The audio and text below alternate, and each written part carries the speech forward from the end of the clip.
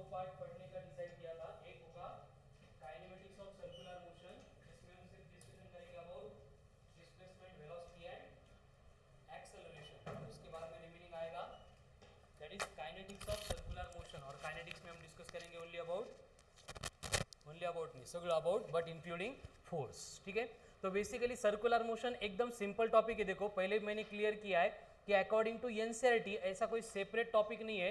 NCERT में circular motion का syllabus split करके दिया है, कुछ मोशन इन ए प्लेन में, रिमेनिंग लॉज ऑफ मोशन में, एंड उसके बाद में वर्क, पावर एंड एनर्जी में। लेकिन हम यहाँ पे पूरा सर्कुलर मोशन का एक कंसेप्चुअल इंट्रोडक्शन यहाँ पे देखने वाले हैं। अगेन एनएलएम में जो एप्लीकेशंस आएंगे, वर्क पावर एनर्जी में जो एप्लीकेशंस आएंगे, रिस्पेक्टिव टॉपिक में हमें फिर से पढ़ने हैं। ठीक है, तो उस हिसाब से हमने सर्कुलर मोशन का डिस्कशन शुरू किया था, और स्टार्ट में जो है हमने काइनेमेटिक्स की टर्म्स को डिफाइन किया था।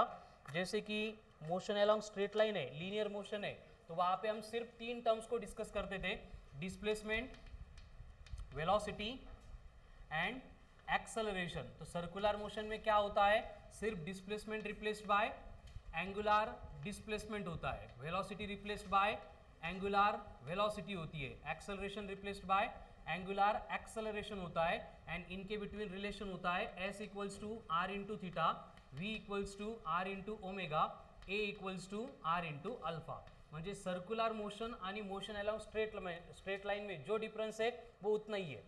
यहाँ पे क्या है, 1D की टर्म है, मतलब स्ट्रेट लाइन पाथ के अलॉन्ग जो मोशन हो रही है उसकी टर्म है, उसी को हम क्या कर रहे हैं, एंगुलर टर्म्स में कन्वर्ट कर रहे हैं with the help of radius. ठीक है, फिर हमने यहाँ पे one by one angular displacement को डिफाइन किया था। क्या थी definition of angular displacement, angle trace by radius vector at the centre of circle in given interval of time. Angular displacement का नोटेशन था theta, it is given bye arc length upon radius, यानी S by are. ऐसा unit था radian, dimensions, वो अपने उस आश्रम में लेके आए, वो शकुंतला का आकांक्षा देखा म्यूट कर। हाँ, ऐसा यूनिट क्या था, रेडियन, डायमेंशंस स्केलर या वेक्टर है,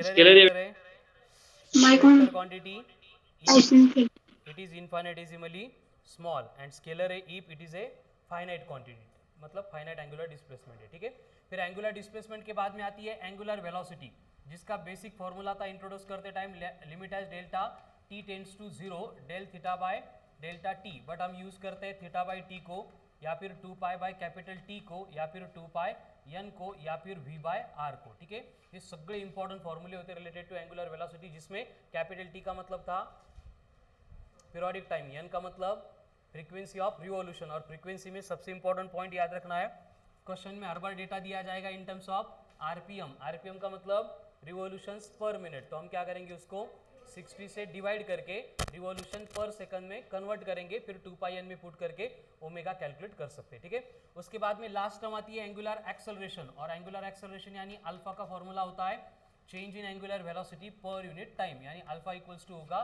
D omega by D T. ठीक है, और इनको रिलेट करने वाले काइनेमेटिकल इक्वेशंस भी हमने देखे थे, that was omega equals to omega naught plus alpha into t, omega square equals to omega naught square plus 2 alpha theta, then theta equals to omega naught t plus half of alpha into t का square, and displacement in nth second omega naught plus alpha by 2 in bracket 2n minus 1। ये क्या हो गए, kinematical equations in case of circular motion. ठीक है, तो ये हो गया kinematics of the circular motion. और इसके बाद में हमने डिस्कशन शुरू किया था अबाउट सबसे इंपॉर्टेंट पॉइंट टॉपिक का, that is accelerations in the circular motion. इसके लिए हमने सर्कुलर मोशन को दो पार्ट में डिवाइड किया था, एक यूनिफॉर्म सर्कुलर मोशन, दूसरी नॉन यूनिफॉर्म सर्कुलर मोशन। अब यूनिफॉर्म सर्कुलर मोशन में क्या था, what is mean by uniform circular motion, motion of the body along circumference of the circle with constant speed, velocity नहीं बोलते हम, क्या बोलते हैं, कांस्टेंट स्पीड। और स्पीड कांस्टेंट है इसलिए इस टाइप के सर्कुलर मोशन में टेंजेंशियल एक्सेलरेशन जीरो था, लेकिन वेलोसिटी की डायरेक्शन कंटिन्यूसली चेंज होती है, तो वहां पे एक एक्सेलरेशन ऑलवेज प्रेजेंट होता है, दैट इज रेडियल एक्सेलरेशन और सेंट्रीपिटल एक्सेलरेशन। पवन काय असतं radial acceleration, along the center and towards the radius, असं असतं का, क्या होता है रेडियल और सेंट्रीपिटल एक्सेलरेशन का मतलब, प्रिया, चैताली,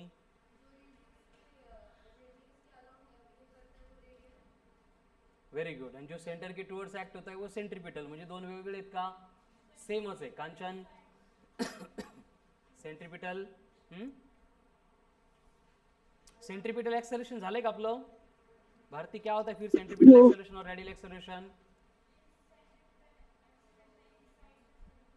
इनसाइड द सर्कल नहीं बने चला, along the radius and towards the centre. Saurabh ये इंड्यूस क्यों होता है, प्रोड्यूस क्यों होता है? सोमेश, चेंज इन वेलोसिटी और change in direction of velocity. Change in direction of velocity, direction के चेंज होने से जो एक्सेलरेशन इंड्यूस्ड होता है उसको बोला जाता है radial acceleration, which is given by A R equals to R into omega square या फिर v स्क्वायर बाय आर या फिर v इंटू ओमेगा. एंड इसको छोड़ के दूसरी टाइप की सर्कुलर मोशन की that is non uniform circular motion. तो नॉन यूनिफॉर्म सर्कुलर मोशन मतलब Nikita what is mean by non uniform circular motion? Disha with variable speed. Excellent, very good. ठीक है, अगर स्पीड वेरिएबल है तो वो बनेगी नॉन यूनिफॉर्म सर्कुलर मोशन. अगर स्पीड चेंज हो रही है मतलब वहां पे टेंजेंशियल एक्सेलरेशन भी होगा which is given by dv by dt. Radial तो ऑलवेज होता है that is r into omega square v square by R या फिर v इंटू ओमेगा. एंड इन दोनों को छोड़ के वहां पे अल्फा भी होता है विच is given bye d omega by dt. And again हम इनका रिजल्टेंट निकालेंगे तो ये बनेगा रूट ऑफ ए आर का स्क्वायर प्लस ए टी का स्क्वायर. ये हो गई acceleration in circular motion uniform में एंड नॉन यूनिफॉर्म में. एंड इसी एक्सेलरेशन का यूज करके हमने फोर्स को इंट्रोड्यूस किया था कि जैसे नेक्स्ट टॉपिक रहेगा हमारा एनएलएम, उसमें हम पढ़ेंगे कि किसी भी बॉडी को अगर मोशन में मेंटेन रखना है तो वहां पे रिक्वायरमेंट किसकी होती है?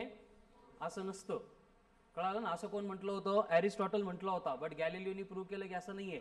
अगर यूनिफॉर्म मोशन है तो फोर्स की रिक्वायरमेंट नहीं होती है, कळालं ना? To maintain uniform motion of the body there is requirement of no force. पटतंय का मी काय सांगतोय ते? का नाही? रिक्वायरमेंट असते फोर्सची. To required to maintain uniform motion of the body force की रिक्वायरमेंट है या नहीं है? आहे? किती लोकांना वाटतं आहे? यूनिफॉर्म मोशन मेंटेन रखने के लिए फोर्स की रिक्वायरमेंट है. Very good. किती लोकांना वाटतं नाही आहे रिक्वायरमेंट? बाकीच्यांना काय अजून काय चालू आहे? काय इन्व्हेन्शन चालू आहे त्याच्यावर? हे नाही तर ते काहीतरी ओपिनियन असलं पाहिजे बेटा आपलं. असं कसं? यूनिफॉर्म मोशन मेंटेन करायला फोर्स लागत नाही, फोर्स रिक्वायर्ड होता है. ऐसे किसने बोला था? एरिस्टोटल ने बोला था. फिर न्यूटन ने एक्सप्लेन किया कि यूनिफॉर्म मोशन मेंटेन रखने के लिए फोर्स की रिक्वायरमेंट नहीं होती है. Force is only required to produce acceleration. Force की रिक्वायरमेंट क्या होती है? Only to produce and to maintain accelerated motion या फिर एक्सेलरेशन. कळालं? युनिफॉर्म मोशन मेंटेन ठेवायला फोर्सची रिक्वायरमेंट नसते. हे खरं आहे का? युनिफॉर्म मध्ये असेल तर फोर्स लागतो का? परत तेच, एका याच्यामध्ये हे करतो आता, एका याच्यामध्ये आणि हे करतो आता, काय समजू मी ते? बोल बोल. असं नाही बेटा, हे एनएलएम 8 स्टँडर्डला होता ना, एवढा मोठा घोळ करताय तुम्ही. त्या गॅलिलिओला विचारायला माहिती ना काय केलं होतं? नाही माहिती? तुम्ही ठीक आहे या कन्सेप्ट सांगता. जाऊ दे, का झालं होतं आपल्याला नाही घेणं देणं. हे क्लियर है सगळ्यांना? ये काइनेमेटिक्स ऑफ सर्कुलर मोशन है. इसके बाद हमने शुरू किया था discussion about dynamics of circular motion या फिर kinetics of circular motion. Actual में वो हम आगे के टॉपिक में पढ़ने वाले हैं, बट रिलेटेड है इसलिए यहीं पे मैं एक्सप्लेन कर रहा हूँ. इसके जो एक्चुअल एप्लीकेशन से हम रिस्पेक्टिव टॉपिक में डिस्कस करेंगे. फिर हमने इंट्रोड्यूस किया था फोर्स को. अब फोर्स मतलब क्या होता है? आपला पुढचा टॉपिक आहे त्यामध्ये हा हेल्प करणार है म्हणून पॉइंट अपन इथं कनेक्ट करतोय. काइनेमेटिक्स को काइनेटिक्स के साथ कनेक्ट कर रहा है. फोर्स का मतलब क्या होता है? Very good. Is called as force which is given by ma. मग आता मला सांगा, ज्यांना आत्ता वाटत होतं to maintain uniform motion force की रिक्वायरमेंट आहे, किती लोकांना वाटतं असं? आता 8 हातावर होते.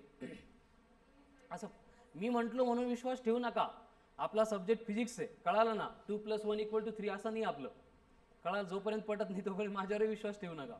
To maintain uniform motion there is requirement of force, हे ट्रू आहे असं किती लोकांना वाटतं? परत पण आपल्या ओपिनियनवर ठाम राहा ना बेटा. जोपर्यंत तुम्हाला कन्सेप्च्युअली क्लिअर होत नाही तोपर्यंत तेच मी काही पण म्हणून उद्या आहे ना. मी सांगाल पवनला 4 हात आहेत किंवा पवनला 3.5 चेंबर आहेत त्याच्या हार्टमध्ये. किती असतात ह्युमन बिईंगच्या? 4 असतात का? पवनची 3.5 आहे असं सांगितलं मी. आज टेन्शन घेऊ नको बरं का. ठीक है, लगेच 3.5 होतात का त्याचे? मग फोर्स रिक्वायर्ड है क्या नहीं है यूनिफॉर्म मोशन मेंटेन रखने के लिए? एक्चुअली नहीं है बट आहे. काय काय काय ॲक्सिलेरेशन काय काय? हळूहळू बोल. हां काय? Very good. मोशन यूनिफॉर्म है मतलब क्या यूनिफॉर्म है? स्पीड और वेलोसिटी यूनिफॉर्म है. क्लियर है? तो उसको मेंटेन रखने के लिए फोर्स रिक्वायर्ड होता है असं अजून किती लोकांना वाटतं? तुमचे आन्सर करेक्ट आहे. पार्टी बदलू नका. Stick to your answer. आता एकटाच राहिला, बाकी सगळे पळाले. To maintain uniform motion there is requirement of force. किती लोकांना वाटतं असं आहे? मग जर तुमचं हे ओपिनियन आहे तर इकडे बोर्डवर लक्ष द्या. Force is given by F equals to M into a. हे क्लियर आहे सगळ्यांना? हे पटतं? Force is given by mass into. तो अगर बॉडी यूनिफॉर्म मोशन में है मतलब वेलोसिटी यूनिफॉर्म है मतलब एक्सेलरेशन, तो एक्सेलरेशन 0 है तो फोर्स बनेगा.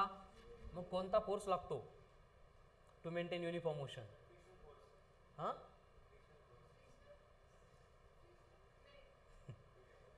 तर लक्षात घ्या, to maintain uniform motion there is requirement of no force. Body की अगर यूनिफॉर्म मोशन है तो उसको मेंटेन कर रखने के लिए फोर्स की रिक्वायरमेंट नहीं होती है. हीच फॅक्ट आहे. आता हे इक्वेशन थ्रू प्रूव्ह केलं, कळाल ना? मग आता पार्टी बदलून टाका. ठीक है, तो force is only required. Force किस लिए रिक्वायर्ड होता है? Only to maintain acceleration in the body. कड़ा लो? जब तक बॉडी एक्सेलरेटेड मोशन परफॉर्म कर रही है तब तक क्या होती है? रिक्वायरमेंट ऑफ फोर्स होती है. एक एग्जांपल समझण्यासाठी 100% ॲक्युरेट नाही आहे बट 99% ॲक्युरेट आहे. ठीक आहे, ट्रेन देखी सबने बसलेले नाही, असं उभं राहून बघितली आहे.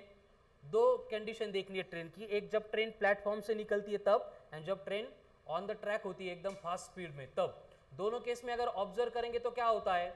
जब प्लेटफॉर्म से निकल रही है तो अगर इंजन के ऊपर का स्मोक देखेंगे, धुआं, तो बहुत ज़्यादा होता है. लेकिन जब वो स्पीडअप होती है तो उसके बाद में स्मोक नेग्लिजिबल बनता है.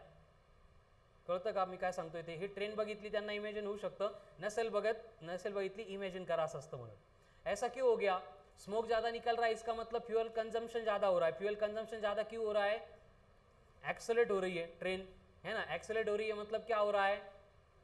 फोर्स इम्पार्ट हो रहा है. समझ में आ रहा है ना? मतलब प्लेटफॉर्म पे ट्रेन रेस्ट में थी, रेस्ट से मोशन में सेट हो गई मतलब एक्सेलरेट हो गई, तो वहाँ पे रिक्वायरमेंट ऑफ फोर्स है. लेकिन एक बार स्पीड में आ गई तो ट्रेन के व्हील्स में एंड ट्रैक में फ्रिक्शन नेग्लिजिबल होता है. तो उसके बाद जो ट्रेन की मोशन होगी that is near to uniform motion होगी. थोड़ा फ्रिक्शन होगा, एयर रेजिस्टेंस भी होगा बट वो नेग्लिजिबल रहेगा. ठीक है, इसलिए उसको मेंटेन रखने के लिए किसी भी फोर्स की रिक्वायरमेंट नहीं होती है. कड़ा लो? मतलब यूनिफॉर्म मोशन है उसको मेंटेन रखने के लिए फोर्स नहीं लगेगा, लेकिन अगर एक्सेलरेटेड मोशन है तो उसको मेंटेन रखने के लिए फोर्स की रिक्वायरमेंट होती है. कड़ा लगा? तो सर्कुलर मोशन यूनिफॉर्म है या नॉन यूनिफॉर्म है? दोनों भी है. हे बघा, घोळ नाही करायचा. ठीक आहे, आपण बोलताना त्यांना असं सांगतो की यूसीएम एंड नॉन यूसीएम. लेकिन मैंने 2 लेक्चर में सिर्फ इतनी बात आपको एक्सप्लेन की थी कि यूनिफॉर्म सर्कुलर मोशन है या फिर नॉन यूनिफॉर्म सर्कुलर मोशन है. दोनों भी टाइप के सर्कुलर मोशन में क्या होता है? एक्सेलरेशन प्रेजेंट होता है. ठीक है, यूनिफॉर्म सर्कुलर मोशन में एक्सेलरेशन होता है क्या? होता है. नॉन यूनिफॉर्म सर्कुलर मोशन में भी.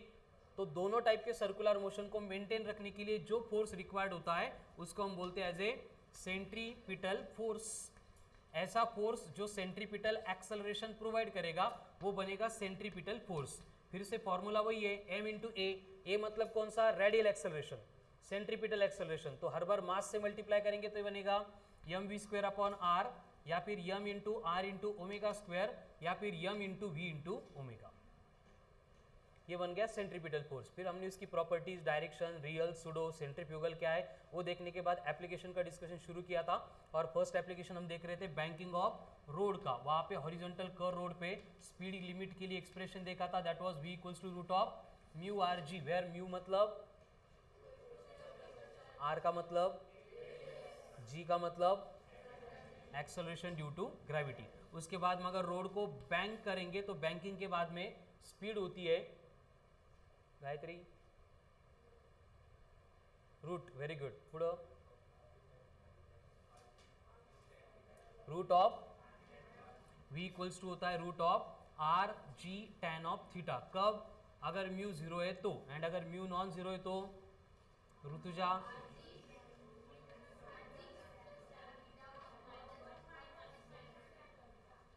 ठीक है। ये होती है स्पीड लिमिट कहाँ पे? On A bank road. ठीक है, इतना पार्ट हमने डिस्कस किया था। ये इंट्रोडक्शन, कुछ एप्लीकेशंस हो गए काइनेटिक्स ऑफ सर्कुलर मोशन के। Now right down next point, conical pendulum. Conical pendulum,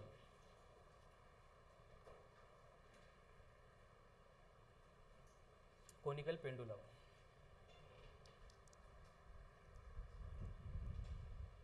क्या होता है? कोनिकल पेंडुलम मतलब, पेंडुलम मालूम है क्या होता है? पेंडुलम मतलब, हाँ संगम, व्हाट इज पेंडुलम? एक स्ट्रिंग होगी, एक डोरी होगी, है ना, उसको क्या करेंगे?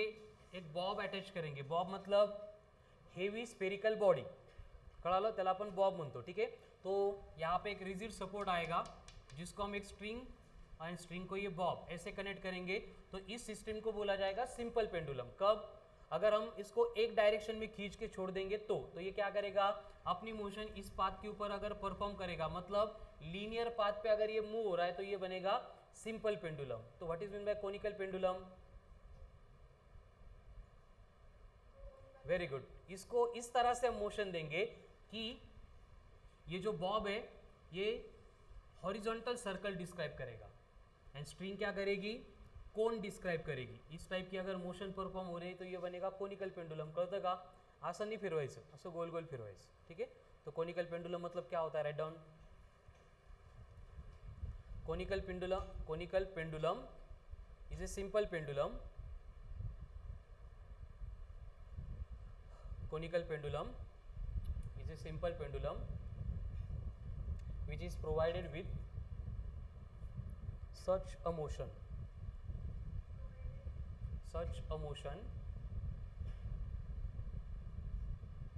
Bob describes horizontal circle. Bob describes horizontal circle and string describes cone. String describes cone. Cone, K-O-N, cone का C-O-N-E, C-O-N-E। ठीक है, तो यहाँ पे ये कोनिकल पेंडुलम है, ये एंगल बनेगा थीटा, और इस थीटा को क्या बोला जाता है? थीटा मतलब होता है semi vertical angle of the cone. ठीक है, जो कोन होता है उसका आधा वर्टिकल के साथ में, मतलब सेमी वर्टिकल एंगल। देन ये सर्कुलर पाथ की बनेगी रेडियस आर। आर का मतलब क्या हो गया? रेडियस। उसके बाद में ये बनेगा एच। एच का मतलब हाइट ऑफ कोन, इसको क्या बोलना पड़ेगा? एल। एल मतलब लेंथ ऑफ स्ट्रिंग। एंड यहाँ पे इस बॉब की पोजीशन कंसीडर करेंगे, तो अब ये सेंटर हो गया, एक पर्टिकुलर रेफरेंस पोजीशन होगी ए। तो यहाँ पे हम कंसीडर करेंगे m is the mass of Bob.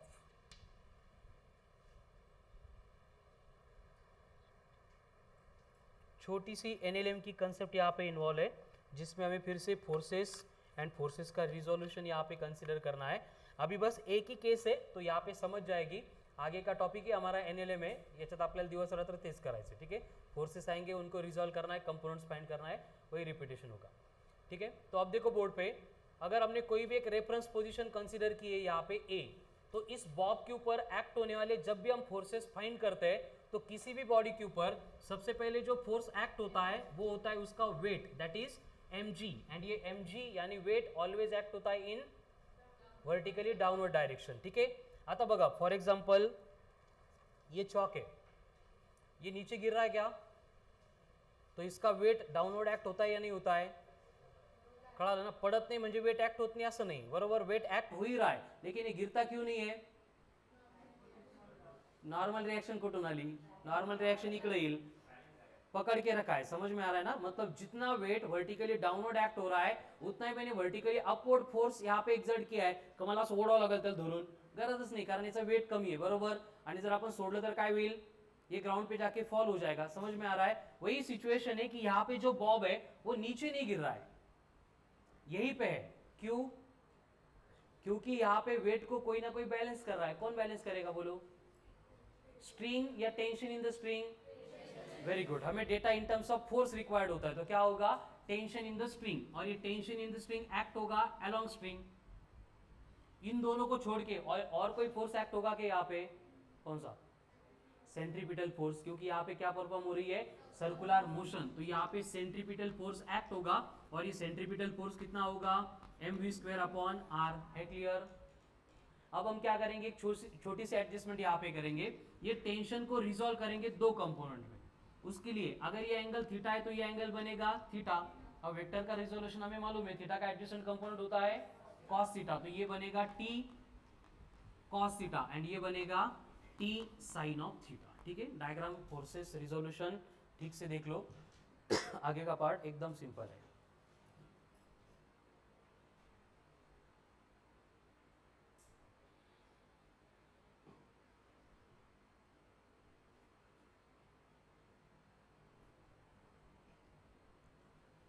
हो गया? अब हम डायग्राम के ऊपर से क्लियरली बोल सकते हैं कि जो वेट था mg, it is balanced by tension ने बैलेंस कर रहा है। कौन बैलेंस कर रहा है? टेंशन का कंपोनेंट। कौन सा कंपोनेंट है? t cos theta. यानी यहाँ पे t cos theta is equals to हो जाएगा mg। हे कळतं का सगळ्यांना? जसं चॉकला मी पकडलो होतं, म्हणजे mg वर्टिकली डाउनवर्ड एक्ट हो रहा था and that will be equal to, मैंने जो फोर्स अप्लाई किया था दोनों इक्वल थे, इसलिए चॉक इसी पोजीशन में। अगर मैंने अप्लाइड फोर्स बढ़ा दिया तो चॉक ऊपर जाएगा, अप्लाइड फोर्स अगर कम हो गया तो चॉक नीचे गिर जाएगा। ठीक है? इक्विलिब्रियम में मतलब दोनों फोर्सेस इक्वल है, वही कंडीशन है। t cos थीटा अपवर्ड है, mg डाउनवर्ड है, तो t cos theta equals to बन गया mg। उसके साथ में यहाँ पे जो सेंट्रीपिटल फोर्स है mv² अपॉन r, इसको कौन प्रोवाइड कर रहा है? t sin theta. यानी नेक्स्ट इक्वेशन क्या होगा? t sin theta is equals to mv² upon r। ये हो गया फर्स्ट इक्वेशन, ये हो गया सेकंड इक्वेशन। ठीक है? अभी one by one conical pendulum से रिलेटेड हमें कुछ डेटा चाहिए। पहले हम कैलकुलेट करेंगे लीनियर वेलोसिटी को। अब यहाँ पे लीनियर वेलोसिटी कैलकुलेट करने के लिए हम इक्वेशन नंबर 2 को 1 से डिवाइड करेंगे। अब 2 को 1 से डिवाइड कर रहे हैं मतलब क्या होगा? टी कैंसिल होगा, sine theta upon cos theta, tan theta. Same way mm cancel होके ये बनेगा v² अपॉन आर जी, यानी v इक्वल्स टू क्या हो गया? Root of r g tan of theta. यानी एक्सप्रेशन फॉर लिनियर वेलोसिटी आ गया root of r g tan theta. हे फॉर्म्युला सेम वाटत असला कशासारखा? Speed limit in case of banking of road, but दोनों की कंसेप्ट डिफरेंट है, एप्लीकेशन डिफरेंट है, कहीं संबंध नहीं रहता। ठीक है? ये क्या है? क्या ये v वेलोसिटी ऑफ बॉब, कौन सा? Performing motion in conical pendulum, तो नहीं। ठीक है? v इक्वल्स टू क्या हो गया फिर? Root of r g tan theta. R g theta मतलब सेमी वर्टिकल एंगल। ठीक है? So right down, calculate the semi vertical angle calculate the semi vertical angle of the cone which is performing motion of the cone, statement थोड़ा correct करो, semi vertical angle of the cone in conical pendulum in which bob is moving with linear velocity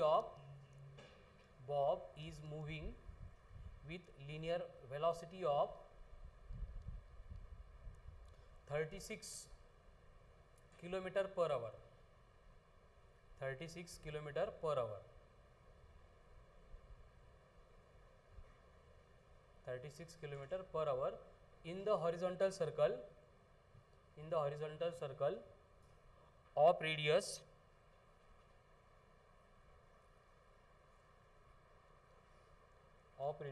20 centimeter.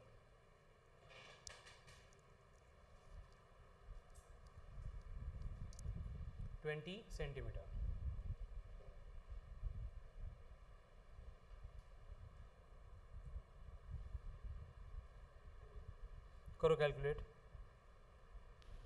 648. Very good. 648 काय काढलं बेटा तू? हे angle काढला का? हा 648 कशामध्ये हाँ, आला अँगल? tan inverse of हा tan इनवर्स ऑफ 648 मीटर मध्ये. Very good. अँगल मीटर मध्ये यायला लागला बरं का, आता घरी बसून इन्व्हेन्शन झालेत नवीन. 66 63 degree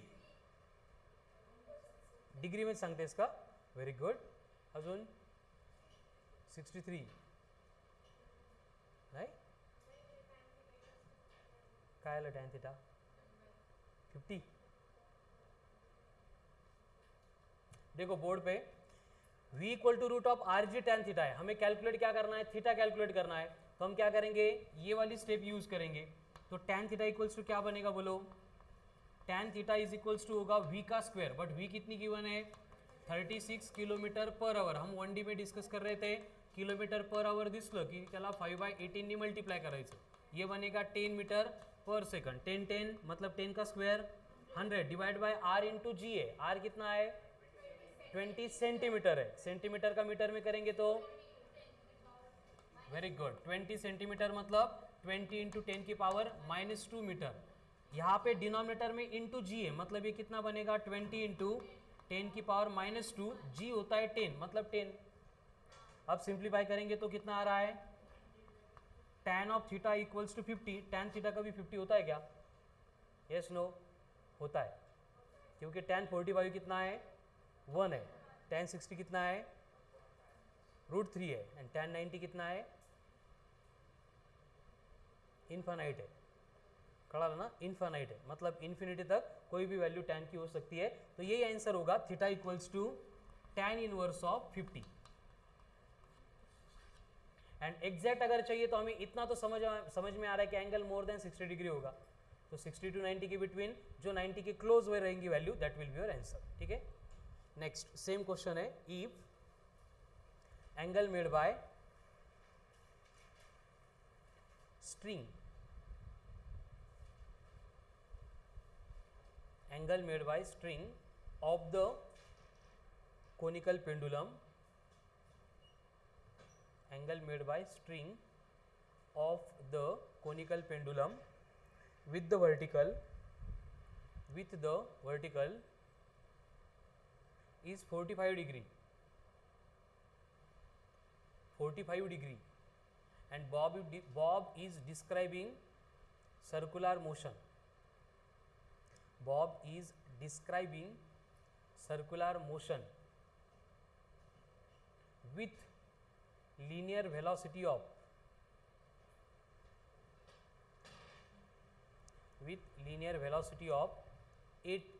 10 kilometer per hour. 10 kilometer per hour. Then radius of the circle will be. देखो फिर से पूरी तरह से सिमिलर सिचुएशन है. कोनिकल पेंडुलम सरल सांगितलंय. उसकी लीनियर वेलोसिटी की बात चल रही है मतलब हमारे पास एक ही फॉर्मूला है v equal to root of r g tan theta. But अब के क्वेश्चन में हमें थीटा गिवन है एंड v गिवन है. फाइंड क्या करना है? r. तो फॉर्मूला हम रीअरेंज करेंगे. उसके लिए क्या करना पड़ेगा? पहले दोनों साइड में स्क्वायर करेंगे तो v स्क्वायर बनेगा r g tan of theta. r unknown है उसको एक साइड में रखेंगे तो r इक्वल टू होगा v square g divided by v square by बोलो g into tan of theta. ये बनेगा r के लिए एक्सप्रेशन. बट हा आपल्याला पाठ नहीं करायचा, लक्षात नहीं ठेवायचा. हमारे लिए यही स्टैंडर्ड फॉर्मूला, ये अरेंजमेंट है. बस क्या किया? बस g टैन थीटा जो मल्टीप्लीकेशन में था उसको यहाँ पे डिनोमिनेटर में लेके आ गए हम. अब v आपको 10 किलोमीटर पर आवर दिए तो फिर से हमारा टास्क क्या होगा? इस किलोमीटर पर आवर को 5/18 से मल्टीप्लाई करेंगे तो कितना आएगा? ये अप्रोक्सीमेटली 3 मीटर पर सेकंड. 2.87 आता है बट अप्रोक्सीमेटली 3. तो करो पुट यहाँ पे.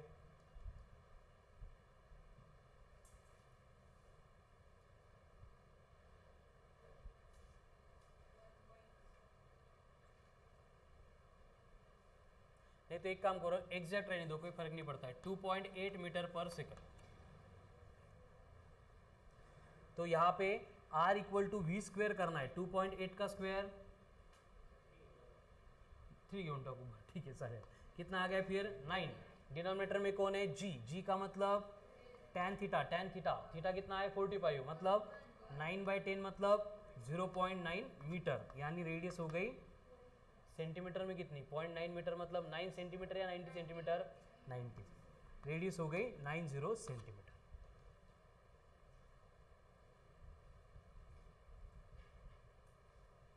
ठीक है, तो ये हो गई linear velocity of the conical pendulum. इसमें v equal to root of r g tan theta, एक ही फॉर्मूला है। ठीक है, अभी सेम पार्ट से रिलेटेड आगे का पॉइंट देखना है हमें, that is angular velocity. Write down angular velocity, angular velocity of the Bob of the conical pendulum. अब एंगुलर वेलोसिटी के लिए भी हम same diagram and same given data का यूज करने वाले हैं। एंगुलर वेलोसिटी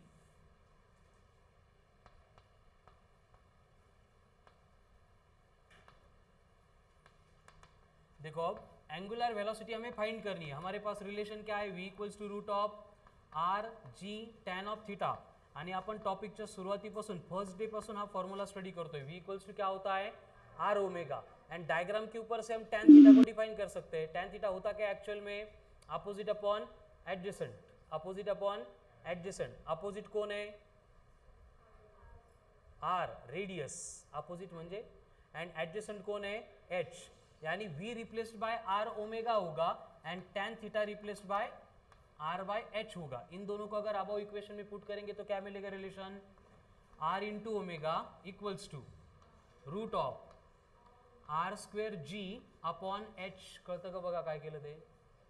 अब दोनों साइड में क्या करेंगे, स्क्वेयर करेंगे। स्क्वेयर करने के बाद क्या होगा, r square omega square equal to r square g upon h, r square, यानी angular velocity omega equals to बन गया root of g by h. Expression for angular velocity of conical pendulum, omega equals to square root of g by h. H का मतलब height of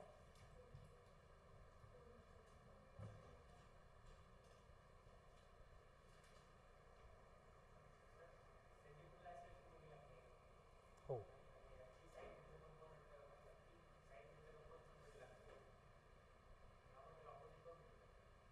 opposite कोण म्हटलो, कधी म्हटलो ते, इथं काय रिलेशन आहे, m g is balanced by t cos theta and m v square upon r is provided by t sine theta. म्हणजे टी साइन थिटा आणि m v square upon r दोन्ही असे मध्ये लागत नाही ऍक्च्युअल मध्ये, रिक्वायर्ड होता m v square upon r, but इथं भेटतोय T sine theta.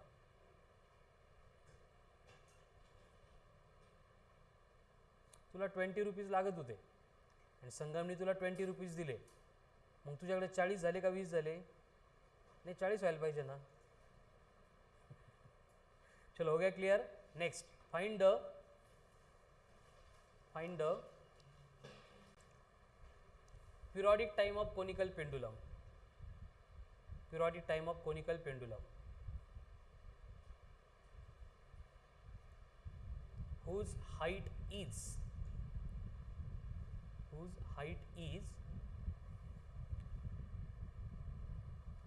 10 centimetre,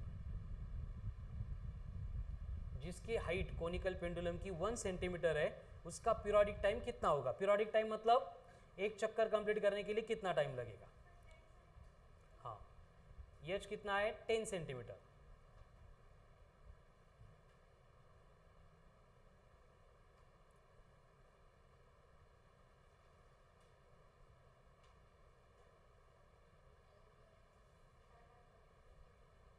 second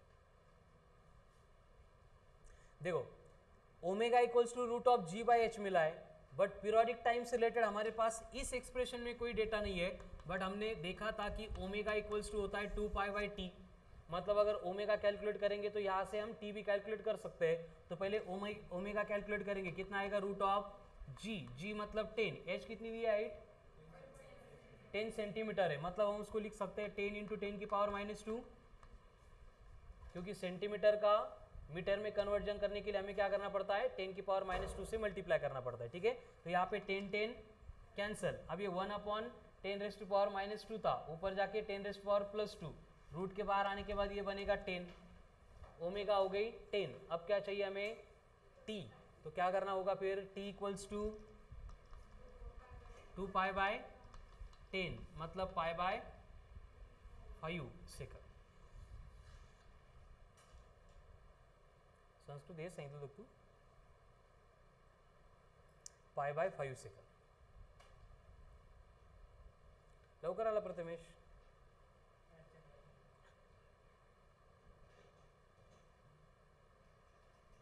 अजून थोडे थांबायचं बेटा, 30 minutes. 0.6, very good. Omega equals to √g/h, उसके ऊपर से आ गया periodic time. Next, then calculate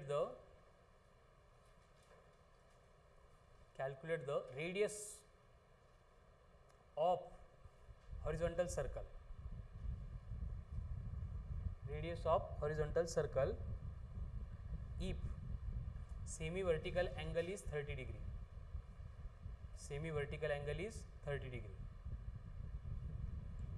Semi vertical angle 30 degree है, तो हमें रेडियस कैलकुलेट करनी है गिवन कोनिकल पेंडुलम के हॉरिजॉन्टल सर्कल की.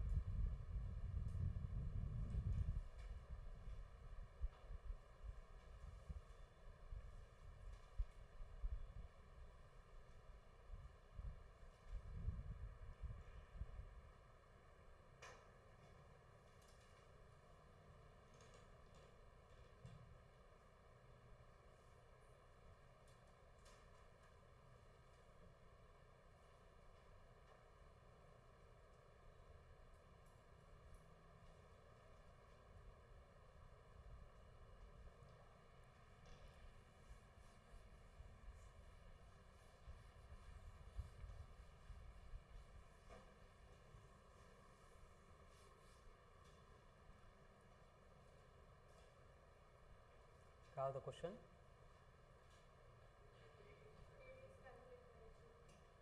हाँ, पहले का ही क्वेश्चन है जो हाइट वाला था ना, उसके पहले मैं डेटा सेम रखना है. मतलब क्वेश्चन में आपको h दिए 10 सेंटीमीटर, सेमी वर्टिकल एंगल कितना है 30 डिग्री और हमें रेडियस चाहिए. तो फ्रॉम ज्योमेट्री ऑफ फिगर क्या बनेगा, tan theta equals to opposite upon adjacent, यानी r/h. r इक्वल्स टू हो जाएगा h into tan of theta. h कितना है 10, tan 30 1/√3. 1/√3 मतलब approximately 0.6, not exact but approximately 0.6, मतलब रेडियस हो गई 10 सेंटीमीटर. अब लीनियर वेलोसिटी हो गई, एंगुलर वेलोसिटी हो गई कोनिकल पेंडुलम की. Now right down next point, periodic time of revolution. Periodic time of revolution, periodic time of revolution for conical pendulum. अब इसके लिए देखो हम क्या करेंगे, लीनियर वेलोसिटी का फॉर्मूला यूज करेंगे. क्या होती है linear velocity, √rg tan theta. उसके बाद में वेलोसिटी का सर्कुलर मोशन में इन जनरल फॉर्मूला 2πr/T. दोनों मालूम है कि एक बार देख लो, हे आपण आता डिराइव केलंय. हे in general total distance covered पर यूनिट टाइम. सर्कुलर मोशन में डिस्टेंस होता है सरकम्फरेंस, यानी 2πr. ठीक है, अगर इनको इक्वेट करेंगे तो क्या होगा, 2πr/T is equals to √rg tan of theta. अब सिंप्लीफिकेशन के लिए दोनों साइड में स्क्वायर कर देते हैं, तो क्या होगा 4π² r²/T² equals to r²g² tan² theta. Rearrange, ओ very good, rg tan theta. तो t इक्वल्स टू क्या हो जाएगा, थोड़ी देर के लिए t² इक्वल्स टू क्या हो जाएगा 4π² r², ये एज इट इज है, divided by rg tan of theta. r अब दोनों साइड में स्क्वायर रूट लेंगे तो t इक्वल्स टू क्या हो गया 4π का रूट, 4π² का रूट 2π, ये बाहर आ जाएगा. ठीक है, अंदर क्या हो गया फिर r divided by g into tan of theta. बघा इथपर्यंत कळतंय का, 2π√r/g into tan of theta. Simple mathematics है. स्क्वायर किया, टर्म्स को इंटरचेंज किया, फिर स्क्वायर रूट ले लिया, ठीक है। अब बस हम आगे क्या करेंगे, from geometry of figure r को रिप्लेस करेंगे। अब आर के फंक्शन में साइन थीटा लेके आना है, आर इधर है, थीटा इधर है। साइन थीटा क्या होता है, ऑपोजिट अपॉन हाइपोटेन्यूस, तो ऑपोजिट आर हो गई। हाइपोटेन्यूस कौन है, ही लेंथ है एल, तर ही पण लेंथ एल असेल, यानी आर क्या बनेगा, नहीं कळत हे बघा, साइन थीटा का फॉर्मूला होता है ऑपोजिट अपॉन हाइपोटेन्यूस, ये थीटा है, इसके ऑपोजिट साइड मतलब हम रेडियस बोल रहे हैं उसको, अपॉन हाइपोटेन्यूस मतलब ये लेंथ ऑफ द स्ट्रिंग है, तो साइन थीटा हो गया r upon l, l multiply हो जाएगा तो आर कितना बन गया, l into sine of theta, clear. अब अगर r equals to l sine theta है एंड टेन थीटा को हम रिप्लेस कर सकते हैं by sine theta upon cos theta से, ये दोनों वैल्यू यहाँ पे पुट करेंगे तो एट द एंड क्या फॉर्मूला आता है बोलो, स्टैंड अप, चलो ये दोनों पुट करो बाकी लोग, t equals to 2 pi root of r upon g tan theta है, replace r with l sine theta and tan theta with sine theta upon cos theta. तुला असं कम्फर्टेबल वाटते का क्लासरूम में, मग थकून भागून देतो, नीट येऊन आराम करतो, सरळ तिकडे जाते का, कस काय दोन्ही आयची टक्कर होते का, हा कोणता टाइम आहे प्रथमेश, सकाळी किती वाजले, 11:15 झोपायचा टाइम कोणता आहे हा नेमका, काय नाईट ड्युटी असते काय, मग हां तुला एक सजेशन देऊ का, हे असे टाइम टू टाइम उड्या मारणारे ना कुठंच टिकत नाही बेटा, ज्यांना वर्षभर वाटत असतं आपण लय भारी, आपण लय हुशार आहे, का वाटत असतं माहिती आहे का, मंडेला टेस्ट आली की सॅटर्डे संडे भयानक अभ्यास करतात आणि भयानक मार्क्स घेतात, यांचा फायनल एक्झाममध्ये काय म्हणतो आपण भ्रमाचा भोपळा फुटून जातो, कळालं ना, त्यामुळे मी फ्रॉम फर्स्ट डे सांगतोय की विदाउट प्रिपरेशन जे टेस्टमध्ये मार्क्स येतात तेच आपले असतात, फक्त टेस्ट आली म्हणून वन डे बिफोर तुम्ही जर अभ्यास केला त्या टेस्टच्या मार्क्सचा काही फरक पडत नाही, त्यामुळे ॲज युजल कमी आले तरी चालेल, काय होतं एक्सपेक्टेशन वाढत नाही, कोणाच्या, सगळ्यात महत्त्वाच्या घरच्यांच्या, है ना, स्वतःला तर माहिती असते स्वतःची बरोबर आहे की नाही, त्यानंतर आमच्या एखाद्या टेस्टमध्ये चांगले मार्क्स पडले की आम्हाला एक्सपेक्ट वाटतं की खूप चांगला अभ्यास सुरू झाला आहे म्हणून, तर ह्या गोष्टी फसवेगिरीत बेटा, सरळ सरळ, त्यापेक्षा सरळ फसूच नका स्वतःला, काही मार्क्स पडले आता घरच्यांना कळून जाईल की आपली कंडिशन काय म्हणून, काय रेग्युलर करतो तू, अच्छा झोपा काढून,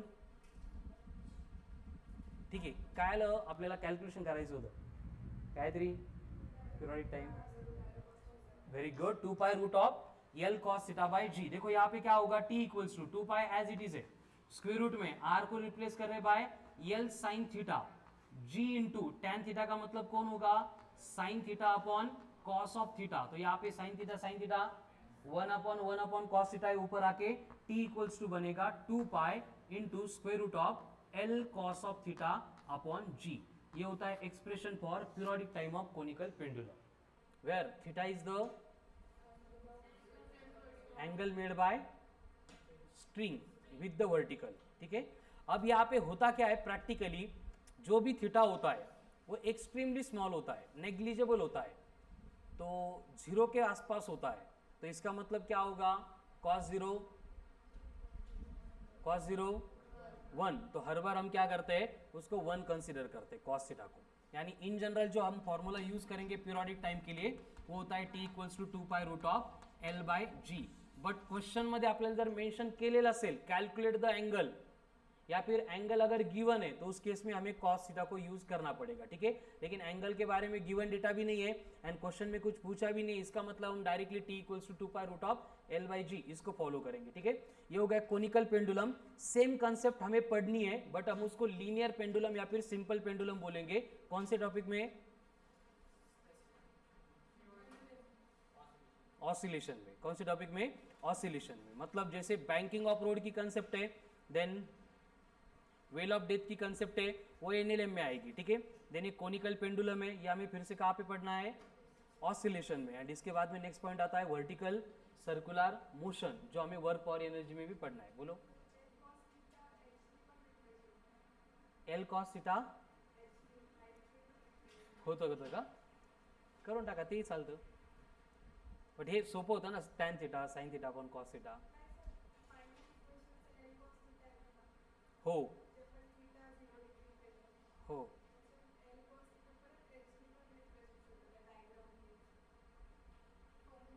मला नाही समजत नाही वाटतं काय वाटतं. तुला कळालं का? बरं ठीक आहे, एक 5 मिनिटांतर येतो मी तुला विचारायला. ठीक आहे, चलो हो गया क्लियर. बरोबर तुझं गायत्री, एक्सलंट, व्हेरी गुड. ठीक आहे, हो गया क्लियर. चलो right down next point. Vertical circular motion due to earth gravitation. आता झोपणार नाही ना? झोपला तुला दिवसभर उभं करेल. Sit down. Vertical circular motion due to earth gravitation. Pavan कुठं असते बेटा ही व्हर्टिकल सर्क्युलर मोशन? इकडेच असते बघ कुठतरी.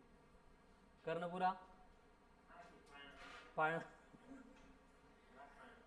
जायंट व्हील है ना, क्या होता है वो? मेरी गो राउंड. बसले कधी त्याच्यामध्ये? क्या एक्सपीरियंस है उसका? खूप भारी वाटतं, भीती वाटते. ठीक से अगर ऑब्जर्व करेंगे, त्यात बसल्यानंतर ऑब्जर्व नहीं करत, बट आता इमेजिन करू शकता तुम्ही. जब वो मोशन परफॉर्म करता है तो वो यूनिफॉर्म मोशन परफॉर्म करता है क्या? Yes no? नाही, स्पीड कमी ज़्यादा होती है. कसं असतं, जसं जसं वर जातं हार्टबीट वाढायला लागतात, है की नाही, डोळे बंद होतात आणि आपण वाट बघतो कधी एकदाच एक खाली येतं म्हणून. बट जब वो टॉप पे जाता है तो थोड़ी देर के लिए हमें ऐसे लगता है कि ये थांबलं काय म्हणून. मतलब एकदम स्पीड उसकी नेग्लिजिबल होती है. मग थोडं खाली यायला लागले की बरं वाटतं, जीवात जीव येतो. मग एकदम ग्राउंड के पास आने के बाद हो ना, हो ना, नाही नाही नाही नाही, हे बघ, इथं इथं गेल्यानंतर सगळ्यात जास्त घाबरलेलो असतो आपण, बरोबर आहे. पण तिथे एकदम स्पीड अशी वाटते की रेस्टला आलं काय, थांबलं काय. तिथून इथपर्यंत रेड लाईट फुटून जातात, बरोबर आहे. या आता काही सुधरत नाही आपल्याला, आपण डोळे पण उघडत नाही. त्याच्यानंतर इथून इथपर्यंत जर वाटायला लागतं की आता ओके, बरोबर आहे, नाही पडलो तरी डिस्टन्स कमी आहे. मग काय होतं, आजूबाजूला भरपूर जण असतात आपल्याला, म्हणजे ओळखीचे वगैरे.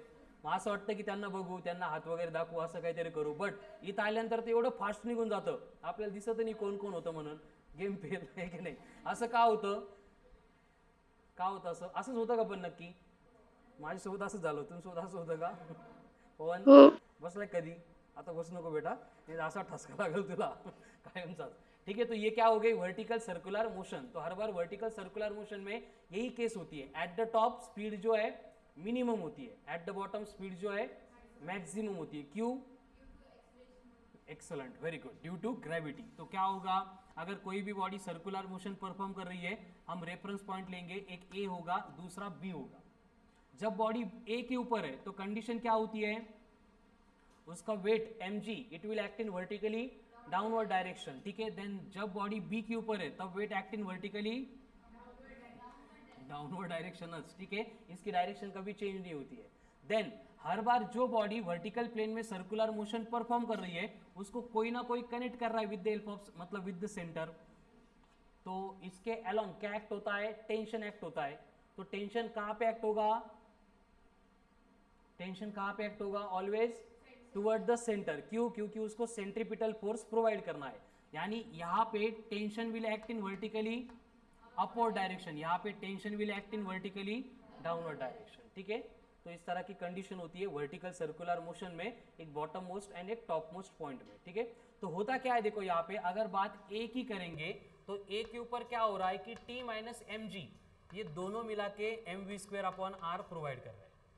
एंड बी के ऊपर क्या हो रहा है, टी प्लस एम जी, ये दोनों मिला के m v square upon r provide कर रहे हैं. ठीक है, तो यहाँ पे इस वेलोसिटी को ए के ऊपर इसलिए ए बोलते हैं, इसको बी बोलते हैं.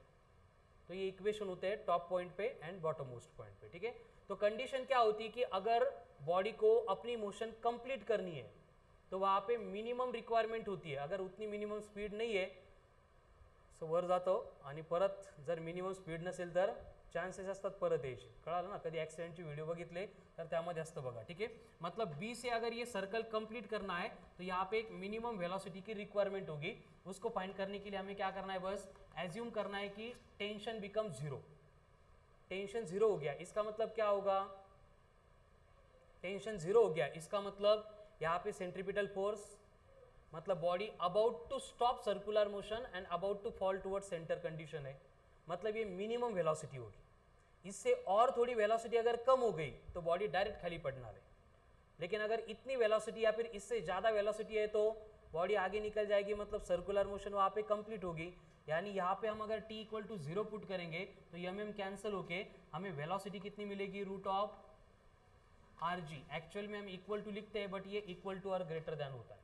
क्या हो गया ये, minimum velocity required by the body performing vertical circular motion to complete circle at highest point. वही केस हमें यहाँ पे चाहिए बी के ऊपर, सॉरी ए के ऊपर। तो यहाँ पे कैसे फाइंड करेंगे, यहाँ पे हमें थोड़ा सा एनर्जी का कंजर्वेशन यूज करना पड़ता है, इसलिए ये पॉइंट हमें डिटेल में पढ़ना है फिर से वर्क फॉर एनर्जी में, बट यहाँ पे रिलेटेड है इसलिए बस मैं कंसेप्चुअली इंट्रोड्यूस कर रहा हूँ। इसको हम एक्चुअल में पढ़ेंगे वर्क फॉर एनर्जी में, ठीक है। तो जब बॉडी बी के ऊपर है तो बी के ऊपर बॉडी के पास पोटेंशियल एनर्जी कितनी है, बोलो कितनी है। पोटेंशियल एनर्जी का फॉर्मूला होता है mgh। जब बॉडी बी के ऊपर है, अगर इसको ग्राउंड लेवल कंसीडर करेंगे तो ये ए पॉइंट से बी की हाइट कितनी होती है, तो h will be replace by 2r, यानी पोटेंशियल एनर्जी हो गई ट्वाइस ऑफ mgr। कहाँ पे, पॉइंट बी पे।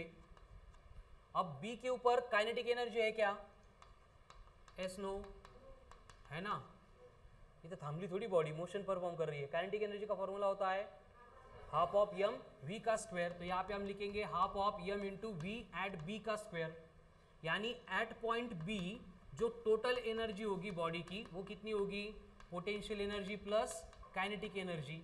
अब यहाँ पे पोटेंशियल एनर्जी है twice of mgr, kinetic energy है हाफ यम वी बी का स्क्वायर। वी बी कितनी है, root of r g, root R G का स्क्वायर, तो ये कितना आएगा mgr बाय 2, यानी टोटल एनर्जी कितनी हो गई 5/2 mgr। कहाँ पे, एट पॉइंट बी पे। अब थोड़ी देर बाद क्या होगा, बॉडी बी से निकल के ए के ऊपर आएगी। ए के ऊपर आने के बाद h will become 0 at a, h will become 0 and अगर हाइट 0 हो गई तो पोटेंशियल एनर्जी, इसका मतलब जो ऊपर टोटल एनर्जी थी बी पे, अभी वो टोटल एनर्जी ए के ऊपर बनने वाली है। तो बी के ऊपर टोटल एनर्जी कितनी है 5/2 mgr। ए के ऊपर कितनी होगी, पोटेंशियल तो 0 है, मतलब सिर्फ काइनेटिक होगी। काइनेटिक का फॉर्मूला हाफ यम वी का स्क्वायर, यहाँ पे बनेगा वी एट ए का स्क्वायर। तो मास मास 2 तो velocity at a will become greater than और equal to root of 5r। मतलब सर्कल कंप्लीट करना है तो बॉटम मोस्ट पॉइंट पे मिनिमम वेलोसिटी रिक्वायर्ड है root 5r, top most point पे रूट ऑफ rg। अब एनर्जी के बारे में अगर देखेंगे तो यहाँ पे टोटल एनर्जी कंजर्व होती है, यहाँ पे भी कितनी है 5/2 mgr, यहाँ पे भी कितनी है 5/2 mgr। फक्त एनर्जीचा काय होतो, फॉर्म चेंज होतो, ठीक है। टोटल एनर्जी रिमेन्स कांस्टेंट और उसकी वैल्यू कितनी होती है 5/2 mgr। But minimum velocity required जो है कहाँ पे ज़्यादा है, बॉटम पे या हाईएस्ट पॉइंट पे, कळालं ना। त्यामुळं खाली आल्यानंतर ते आकाश पाळणा जायंट व्हील जोरात जातं, ठीक है। तो ये हो गई वर्टिकल सर्कुलर मोशन की minimum requirement of velocity at point a and b. काय टॉपवर वेलोसिटी 0 होत नाही का, जर 0 झाली तर ते सर्कुलर मोशन्स परफॉर्म नाही करू शकत।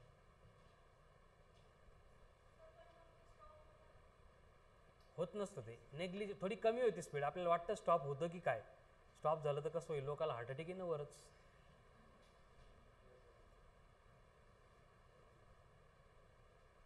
आणि हे इथून इथपर्यंत का बरं असं भयानक होतं बरं, भयानक फील होतं इथपर्यंत स्पीड वाढल्यामुळं।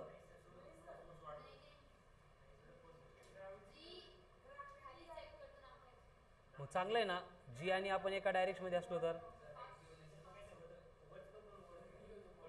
काय होतं, नाही सर होतं पण काय,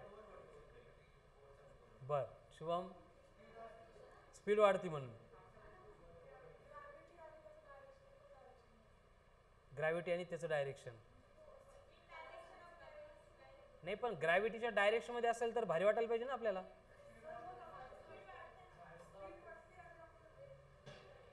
ते वेगळं भारी वाटतं, पण असं नॉर्मल फील नाही होत ना। काही असतील येडेगावळ ज्यांना काही फीलच नसतं, त्यांना काही वाटत नाही, आपल्याला तर भीती वाटते, बरोबर आहे की नाही। कुठून कुठपर्यंत, इथून इथपर्यंत डेंजर असतं, इथून जरा बरं वाटायला लागतं, जीवात जीव येतो, ठीक है। ऐसे क्यों होता है यहाँ पे, काय रिझन याचं उद्या सांग, कळालं। क्वेश्चन काय तो कळाला का, फक्त आज सांगू नका हे त्याच्या डायरेक्शनमध्ये असतं आणि ते याच्या डायरेक्शनमध्ये असतं. थोड़ा कंसेप्चुअली डिटेल आंसर सांग पवन. अभी सेम वे हम वेलोसिटी फाइंड कर सकते हैं मिडवे. मिडवे के लिए कोई भी एक पॉइंट लेते सी और हमें क्या फाइंड करना है minimum velocity required to complete the circle at point c. उसको फाइंड करने के लिए हम क्या करेंगे फिर से एनर्जी का कंजर्वेशन यूज करेंगे.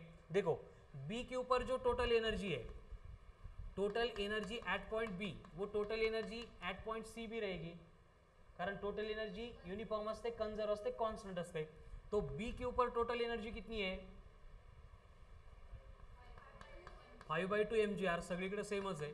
अब total energy at C point चाहिए. सी के ऊपर पोटेंशियल एनर्जी जीरो होगी या नॉन जीरो होगी क्योंकि वो ऊपर आ रही है. ठीक है कितनी ऊपर आ रही है हाइट कितनी इसकी r. तो इसका मतलब पोटेंशियल एनर्जी होगी mgr प्लस काइनेटिक एनर्जी यानी half of m into v at c का स्क्वायर. तो ये प्लस mgr इधर आने के बाद माइनस mgr. तो 5/2 - 1 3/2 mgr गेला अडीच मधून एक गेला 3/2 mgr 3/2 mgr नाही आला अजून. हे बघा 5/2 - 1 5 minus 2 into 1 2 2 into 1 2 5 minus 2 3/2 कितना आ गया फिर 3/2 mgr equals to 1/2 m into v at c का स्क्वायर. m/2 cancel. तो v एट सी कितनी बनेगी मिनिमम मतलब ग्रेटर देन और equal to root of 3rg. ठीक है 3/2 - 1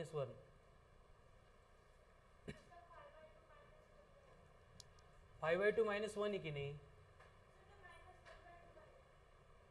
का बरं नाही नाही इथं इथं हे बघ हे 5/2 mgr होतं हे प्लस mgr इकडे आले की मायनस mgr. mgr कॉमन घेतलं काय राहिलं मग 5/2 - 1. तो ये हो गए minimum velocity required at 3 points in case of vertical circular motion. ठीक है तो डायनेमिक्स या फिर kinetics of the circular motion जो था वो हमने यहाँ पे डिटेल में नहीं पढ़ा है बस उसका इंट्रोडक्शन देखा है. मी परत एकदा रिपीट करतोय. मतलब जो हमने बैंकिंग ऑफ रोड देखा देन वेल ऑफ डेथ देखी देन कोनिकल पेंडुलम देखा एंड वर्टिकल सर्कुलर मोशन देखा. ये चारों भी एप्लीकेशंस है काइनेटिक्स ऑफ सर्कुलर मोशन के जो हमें आगे 2 to 3 टॉपिक में स्प्लिट करके फिर से देखने हैं वहाँ पे इंक्लूडिंग देयर एप्लीकेशंस. ठीक है तो यहाँ पे मोशन इन प्लेन ये जो टॉपिक था इसमें मोशन इन ए प्लेन के 2 एप्लीकेशन थे. एक प्रोजेक्टाइल मोशन एंड दूसरा सर्कुलर मोशन. ये कंप्लीट हो गए तो फ्रॉम टुमारो हमें last beat of the topic शुरू करना है दैट इज रिलेटिव मोशन और relative velocity in 2D. Relative velocity in motion in 2 plane. ठीक है तो उसका डिस्कशन कंटिन्यू करेंगे ऑन टुमारोज लेक्चर. आणि अजून एक इम्पॉर्टंट पार्ट आहे ॲज पर माय ऑब्झर्वेशन खूप जास्त लोक असे आहेत सर्क्युलर मोशनचं प्रिपरेशन्स करत नाही आहे. या लाईटली घेऊ नका कळालं ना. याचा सिलेबसचा कंटेंट खूप कमी बट याच्यावर कन्फर्म क्वेश्चन येतात. काल काही लोकांना क्वेश्चन विचारले तर सर्क्युलर मोशन आपला मंडे पासून सुरू आहे. काल कशाला लेक्चरमध्ये आज विचारले तरी पण तुम्हाला आन्सर्स येत नाहीये. आजचा दिवस आहे तुमच्याकडे कळालं ना. जर असे क्लासमध्ये उद्या आन्सर्स आले नाही तर मला ओरल घ्यावं लागेल तुमची. सर्क्युलर मोशन पूरा प्रिपेअर करके आओ कल. ठीक आहे ना. आणि 2 वर्कशीट दिल्यात सिंपल त्या कंप्लीट झाल्या असतील तर मी नेक्स्ट वर्कशीट देतो आणि ज्यांच्या पेंडिंग असतील त्या कंप्लीट करा आजच. याच्यानंतर परत वर्क पेंडिंग ठेवू नका कारण पुढचे टॉपिक खूप भारी आहेत. त्यामुळे बॅकलॉग कव्हर करायला कमी वेळ मिळणार आहे. त्यामुळे विदिन टाइम जर कंप्लीट असेल तर सगळं ओके चालेल नाहीतर मग मागचं कंप्लीट करायचं की पुढचे टॉपिक कव्हर करायचे खूप जास्त प्रॉब्लेम होऊ शकतो. त्यामुळे जो टॉपिक्स होतोय साइमल्टेनियसली प्रिपेयर करा. ठीक है रिलेटिव एंड रिलेटिव के बाद में हम डिस्कस करेंगे अबाउट लॉज ऑफ मोशन. पहले रिलेटिव मोशन कल शुरू करेंगे. ठीक है चला टेस्ट ज्यांची बाकी कंप्लीट करा. थँक्यू.